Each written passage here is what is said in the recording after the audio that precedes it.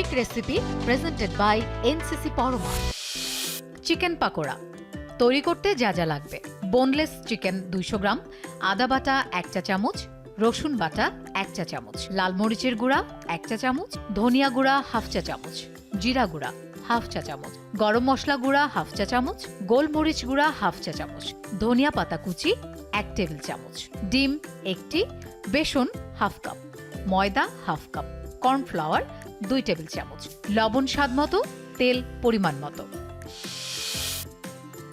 Chicken pakora প্রস্তুত প্রণালী: প্রথমে একটা পাত্রে কাটা বোনলেস মুরগির মাংসে ডিম, কর্নফ্লাওয়ার, মরিচ গুঁড়া, গোলমরিচ গুঁড়া, লবণ, ধনিয়া গুঁড়া, জিরা গুঁড়া, গরম মশলা গুঁড়া, আদা বাটা, রসুন বাটা, ময়দা দিয়ে ধনিয়া পাতা কুচি ভালো করে মাখিয়ে নিন।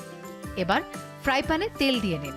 তেল গরম হয়ে এলে এক এক করে মাখানো উপকরণ গোল করে ফ্রাই প্যানে দিয়ে দুটো পাশ সুন্দর করে ভেজে নিন।